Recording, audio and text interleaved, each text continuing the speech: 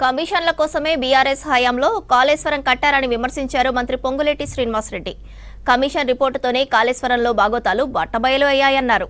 ఖమ్మంలో ఇందిరమ్మ ఇళ్ల లబ్ధిదారులు గృహప్రవేశానికి చీఫ్ గెస్ట్ గా హాజరయ్యారు మంత్రి పొంగులేటి శ్రీనివాసరెడ్డి. పేదోడి గృహ ప్రవేశంతో కళ్లు చెమ్మగిల్లాయన్నారు మంత్రి. ఇందిరమ్మ ఇళ్లపై ప్రజా సర్కార్ ప్రత్యేక దృష్టి పెట్టిందన్న ఆయన ఫస్ట్ ఫేజ్ లో 4.5 లక్షల ఇళ్లను మంజూరు చేసినట్లు చెప్పారు.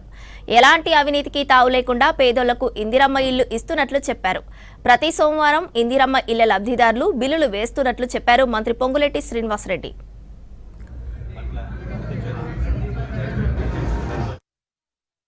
మానవ జీవితానికి ఒక అర్థం పరమార్థం. ఈ అర్థం పరమార్థం అంటే మనం 100 ఏళ్ళు బతుకుతామా 105 సంవత్సరాలు బతుకుతామా అన్నదానికంటే మనిషి బ్రతికున్నప్పుడు మనిషి తన అధికారంలో ఉండి ఒక 10 మందికో 100 మందికో 1000 మందికో 1,00,000 మందికో సహాయం చెయ్యగలిగి ఉన్నప్పుడు తన అధికారాన్ని తన స్వార్థం కోసం కాకుండా పేదోళ్ల కోసం, పేదోళ్ల ఆత్మ గౌరవం కోసం, పేదోళ్ళకి మంచి చేసే కార్యక్రమాల కోసం ఉపయోగపడాలి అనే ప్రతి మనిషికి ప్రతి నాయకుడికి తాపత్రయం ఉంటుంది. కానీ అది కొంతమంది సాధ్యపడుతుంది, కొంతమంది సాధ్యపడే లోపులోనే వారి పుణ్యకారం అయిపోతుంది.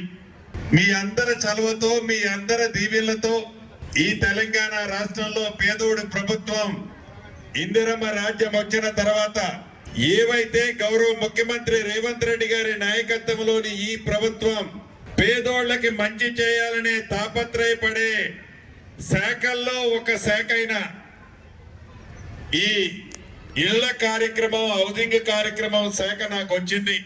ఈ శాఖ మంత్రిగా నేను బాధ్యతలు తీసుకునేటప్పుడు అంతకు ముందు రాష్ట్ర విభజన జరగక ముందు స్వర్గీయ దివంగత నేత రాజశేఖర రెడ్డి గారు ముఖ్యమంత్రిగా ఈ ఉమ్మడి ఆంధ్రప్రదేశ్ లోని ఈ తెలంగాణ రాష్ట్రానికి 25 లక్షల ఇళ్లు ఆనాడు మన ఇందిరమ్మ ప్రభుత్వంలో పేదోడి కల నెరవేరే విధంగా కట్టారు. మళ్ళీ రాష్ట్ర విభజన జరిగిన తర్వాత 10 సంవత్సరాల పరిపాలనలో ఇల్లు కట్టడం అట్లా వదిలేయండి, ఆ డిపార్ట్మెంట్ ని ముక్కలుగా చిన్న పీలికలుగా చీల్చి చెండాడి హౌసింగ్ డిపార్ట్మెంట్ అనేది లేకుండా ఆనాడు మహాప్రభు ఆ దొరవారు చేశారు.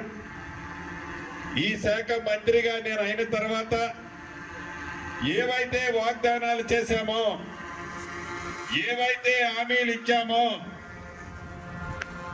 ఇచ్చిన హామీలలో ఈ ఇందిరమ్మ ఇళ్ల కార్యక్రమం ప్రతిష్టాత్మకంగా పేదోడి కళ నెరవేరే దాంట్లో భాగంగా ఇళ్ళంటే ఏదో పునాదులు తీసి 4 ఇనుప సువ్వలు పెట్టి ఒక గంపడ కంకర, ఒక గంపడ ఇసుక, ఒక అరకట్ట సిమెంట్ వేసి కడితే ఇల్లు కాదు.